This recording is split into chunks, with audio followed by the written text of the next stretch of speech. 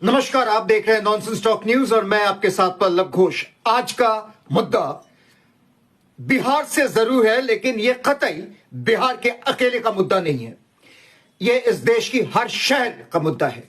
दिल्ली का तो है ही। दिल्ली में हमने निर्भया होते हुए देखा था, और निर्भया के बाद हमें एक छोटी सी आशा दिखी थी कि शायद अब इसके बाद कुछ हद तक ऐसे मुद्दे कम होंगे। कम तो दूर की बात है, निर्भया के 13 दिनों के अंदर हमने दिल्ली एनसीआर में उसी का एक तरह से रिपीटेशन देखा। स्कूल में एक बच्ची के साथ दरिंदगी देखा और उसी तरह से निर्भया के तर्ज पर उसको मार दिया गया। उसके बाद यह सिलसिला चलता रहा, आज भी चल रहा है। खैर, बिहार की बात यहां पे जरूर करेंगे क्योंकि यह मुद्दा बिहार का है। जाहिर सी बात, आज कटघरे में नीतीश कुमार, सम्राट चौधरी और बिहार पुलिस है। बिहार एक ऐसा राज्य जिसमें एक वक्त इस तरह के हादसा, इस तरह के जो वाकया कोई नई बात नहीं थी। जी हां, मैं आरजेडी का वो जमाना कह रहा हूं, लालू प्रसाद यादव का वो जमाना कह रहा हूं, जब लड़कियों को जबरन उठा लिया जा रहा था कॉलेज के बाहर से, स्कूल के बाहर से। उनके साथ दरिंदगी होती थी, उनको मार दिया जाता था। लेकिन उसके बाद नीतीश कुमार का एक फेज आया और हमने देखा कि इसमें कमी हुई। हमने देखा कि लोगों में नीतीश कुमार के प्रति भरोसा हुआ और तभी नीतीश कुमार को इस बार भी जितवाया गया। लेकिन इस हादसे ने एक बार फिर से बिहार सरकार की पोल खोल दी है। शर्मनाक वाकया हुआ ये कि शंभू गर्ल्स हॉस्टल का ये मसला है, शंभू गर्ल्स हॉस्टल का ये किस्सा है।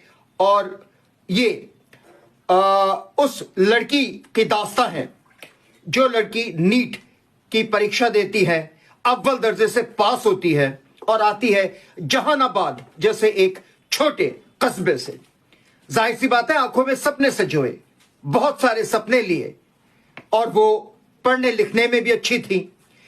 कहा जाता है 2 साल से कुछ अधिक, 2.5 साल के करीब वो इस हॉस्टल यानी शंभू गर्ल्स हॉस्टल में एज अ हॉस्टेलियर रह रही थी।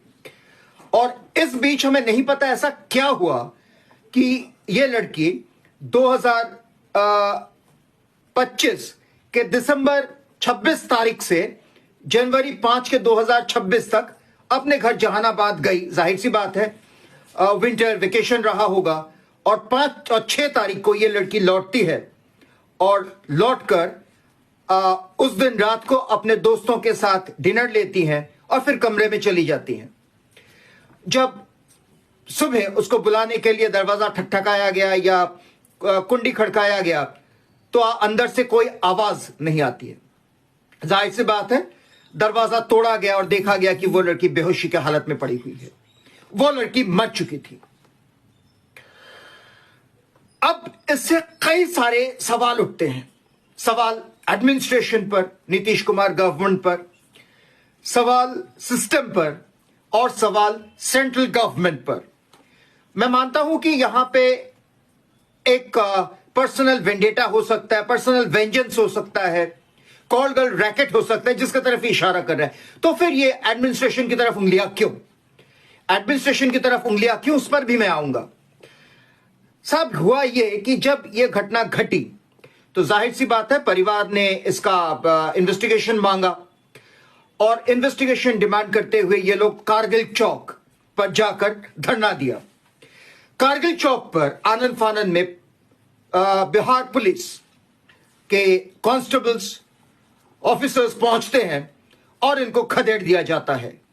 गंदी, अभद्र, भद्द भाषा में इनको गाली गलौज किया जाता है। मैं वो शब्द यहां इस्तेमाल नहीं कर सकता क्योंकि अगर मैं करूंगा तो सोशल मीडिया मुझे बैन कर देगी और बीप करने का मेरी कोई अभिप्राय नहीं है।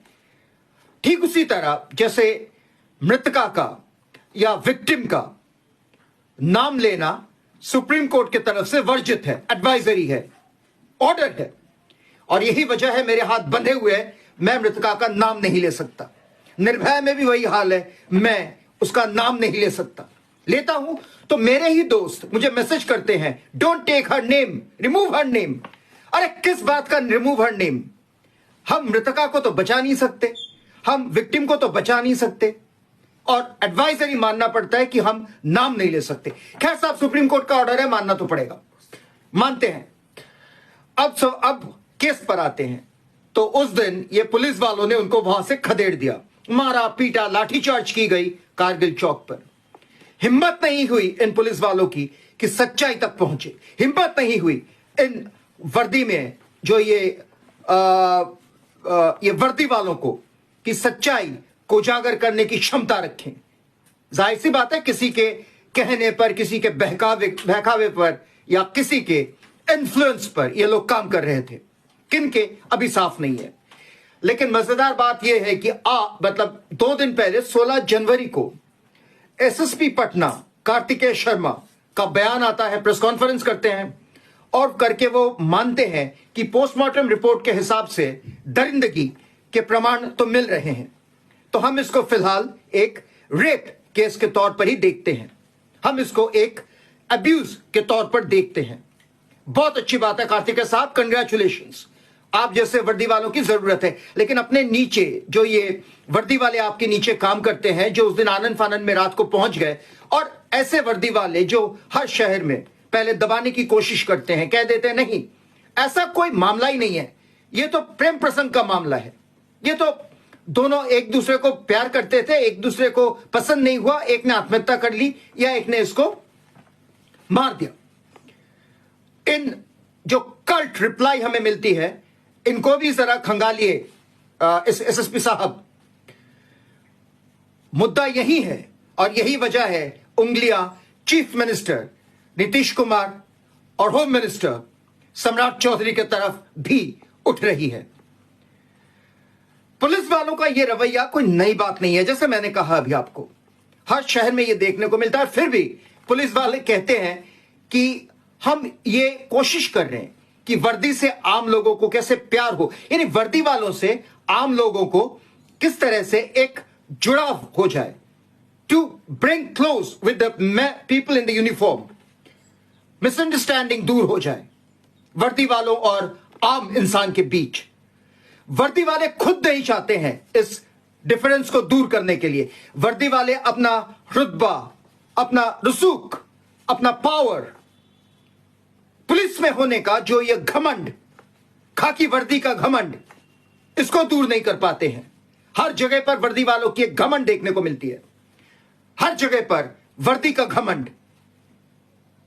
ऑफिसर तो ऑफिसर, ये जो कांस्टेबल्स हैं, हेड कांस्टेबल्स हैं, इनकी भी अगर चले तो ये ऑफिसर से भी आगे निकल जाएं। इनको ना बात करने की तमीज है, ना इनको बोलने की तमीज है। और जब भी कोई एफआईआर करने जाता है तो सुनने को मिलता है ये एक आम केस है, एफआईआर मत करवाइए, क्योंकि एफआईआर हो जाएगा तो इनको मेहनत करनी पड़ेगी, इनको उस कुर्सी से उठना पड़ेगा, उठकर इनको केस की पैरवी करनी पड़ेगी। एफआईआर हो जाएगा तो केस दर्ज हो जाएगा, एफआईआर हो जाएगा तो कल इनके सीनियर्स आके पूछेंगे इस केस का डेवलपमेंट क्या है, मुझे अभी के अभी डेवलपमेंट दीजिए। और अगर नहीं दे पाते हैं तो शायद होम मिनिस्ट्री, चीफ मिनिस्ट्री या फिर चीफ मिनिस्टर या फिर दिल्ली तक इसकी गूंज सुनाई देगी। हालांकि दिल्ली में कुछ होता है तो कहां गूंज सुनाई देगी साहब। खैर, यही हुआ उस दिन भी कि इस लड़की के साथ दरिंदगी हुई, गैंग रेप हुआ, उठा लिया गया, और उसके बाद ट्रॉमा के वजह से हो या किसी भी वजह से हो, इसने अपने आप को खत्म कर दिया। क्योंकि हॉस्टल में तो ये ठीक थी, या फिर हॉस्टल में ही रात को इसको उठा लिया गया था, यह भी हो सकता है, ऐसे केस हमने पहले भी देखा है। और फिर आनंद फानंद में रात को छोड़ गए। किस्सा क्या है हमें ये कुछ भी नहीं पता, ये सारी स्पेकुलेशंस है। लेकिन ये तो साफ है कि एक लड़की जो पढ़ाई लिखाई में अच्छी है, जो नीट क्लियर कर देती है फर्स्ट चांस में, जहानाबाद जैसे एक छोटे जगह से आती है, कस्बे से आती है, वो अपने आप को क्यों मारेगी? लेकिन सवाल बार बार वही उठ रहे हैं और वही उठेंगे, एडमिनिस्ट्रेशन क्यों खामोश है? आखिर में ये ना कहूं तो बहुत बड़ा गुनाह हो जाएगा साहब। देखने में अच्छा भी लगा, पढ़ के अच्छा भी लगा कि प्रशांत किशोर यानी पीके, उन्होंने इस केस में एंट्री ली है और उन्होंने कहा है कि हम इसका अंत देखेंगे, हम देखेंगे सच्चाई क्या है। बहुत अच्छी बात है पीके साहब, ऐसी अपोजिशन की ही जरूरत है। जनसुराज बेशक हारी है बिहार में, जनसुराज बेशक अपना खाता नहीं खोल सकी है, लेकिन अगर आप जैसे लोग ऑपोजिशन का काम करेंगे तो सच में बिहार का भला होगा, एक चेक एंड बैलेंस रहेगा। कंग्रेचुलेशंस प्रशांत किशोर साहब। लेकिन साहब एक सवाल बिना करे मैं यहां से हट भी नहीं सकता। आप बरसों, पिछले कई सालों से पश्चिम बंगाल सरकार, वहां के मुख्यमंत्री ममता बनर्जी और पश्चिम बंगाल के पॉलिटिक्स को बहुत नजदीक से देखते रहे। पश्चिम बंगाल में जो भी होता रहा, RG Kar, Sandeshkhali, law college या उससे भी पहले के कुछ किस्से, क्योंकि आप बहुत दिनों से जुड़े हुए हैं, आपने कई सारे प्रोग्राम्स को अंजाम दिए, दीदी के बोलो, कन्याश्री, साथ ही बहुत सारे। प्रशांत किशोर साहब, आपके जबान से एक प्रोटेस्ट हमने नहीं सुना आरजी कौर के टाइम पे, हमने ये नहीं सुना संदेशखाली के टाइम पे कि ये गलत हो रहा है। आपने ये नहीं कहा प्रशांत किशोर साहब कि मैं इस पर अपना जो पक्ष रखता हूं और अगर जरूरत पड़े तो मैं इस पार्टी से, इस पॉलिटिकल एंटिटी से मैं अपना कंडी काट लूंगा। कन्नी आपने काटी, आपने खुद कहा कि अब मेरा इनसे कोई वास्ता नहीं है, लेकिन तब जब एक आपका पॉलिटिकल सर्कल खत्म हो चुका था, मुझे पता है प्रशांत किशोर साहब, ये बातें आपको अच्छी नहीं लगेगी, ये बातें आपको खलेगी, बुरा लगेगा, लेकिन जवाब हो सके तो जरूर दीजिएगा कि तब आपने दीदी के राज में जितने भी लड़कियों के साथ बलात्कार हुए उनको मार दिया गया, गैंग रेप हुआ, तब तो आपने मुंह नहीं खोली, एक लफ्ज भी आपके मुंह से नहीं निकला। क्यों? क्या वो लड़कियां बेचारी या अबला या माइनर गर्ल्स नहीं थे प्रशांत किशोर साहब? या तब आपको इस बारे में कहना मुनासिब नहीं लगा क्योंकि शायद आपके भी कुछ इंटरेस्ट थे पश्चिम बंगाल सरकार के साथ काम करने में, वो कहीं ना कहीं डिस्टर्ब हो जाती। बुरा मत मानिए, मुंहफट हैं, पत्रकार हैं, ये सवालें करते रहेंगे। और आखिर में बिहार, एक चीज कहकर समाप्त करूंगा अपना लाइव। ये जो विक्टिम्स जो मर जाते हैं, जिनको मार दिया जाता है, क्या वो आपके वोट बैंक्स नहीं है नीतीश कुमार जी? या फिर वोट के टाइम इन्हीं बच्चों के सामने भी आप लोग जाकर हाथ जोड़ते हैं? फर्स्ट टाइमर्स को बहुत जोर शोर से उनको एम्पलीफाई किया जाता है इलेक्शन कमीशन के मीटिंग्स में, और फिर फर्स्ट टाइमर्स को ही मार दिया जाता है। शायद उनकी जरूरत खत्म हो जाती है क्योंकि वोट उन्होंने एक बार दे दिया है ना? खैर, ऐसे कई सारे सवाल उठते रहेंगे। देखते रहिए नॉनसेंस टॉक न्यूज, और इस मामले का जो भी नतीजा होगा जरूर आपके साथ साझा करेंगे, इसके तह तक पहुंचेंगे, क्योंकि ऐसे मामले, मैं ये नहीं कह रहा हूं कि ये मुद्दे खत्म हो जाएंगे, खत्म शायद नहीं होंगे, नहीं हो सकते, इंसानी फितरत है, कम होगा। अगर मैं बार बार कहता हूं, आज फिर कहकर खत्म करूंगा, इफ स्ट्रिंजेंट मोस्ट पनिशमेंट, यानी खौफनाक इनको पनिशमेंट दिया जाए कि इनकी रूह कांप जाए लड़कियों की तरफ, औरतों की तरफ नजर उठाते हुए भी। They should be scared to even stare at a woman और अ गर्ल। इस लेवल की स्ट्रिंजेंट पनिशमेंट होनी चाहिए। और यहां मैं एक बार फिर से इस्लामिक लॉ का मजम्मत करूंगा। लोगों को बुरा लग सकता है, लेकिन इस्लामिक लॉ के तर्ज पर अगर कानून बनाई जाए तो कुछ हद तक इस तरह के जो क्राइम्स हैं, खासकर जो लोग मजे के लिए, फायदे के लिए इस तरह के इनको अंजाम देते हैं, वो कम होंगे। हां, एक अपडेट देना भूल गया कि ये जो हॉस्टल है, इसके जो वार्डन है, इनको अरेस्ट कर लिया गया है, इनसे पूछताछ की जा रही है। कहा जा रहा है कि एविडेंस टैंपरिंग के केसेस हैं, और साथ ही अब पुलिस जागी है, क्योंकि अब पुलिस को लग रहा है कि यह एक बहुत पुराना रैकेट है जो कि इस हॉस्टल के मालिक और मालकिन यानी हस्बैंड और वाइफ मिलकर चला रहे थे। खैर, इस पर खुलासे और भी होते रहेंगे। देखते रहिए नॉनसेंस टॉक न्यूज। मैं पल्लव घोष आपके साथ।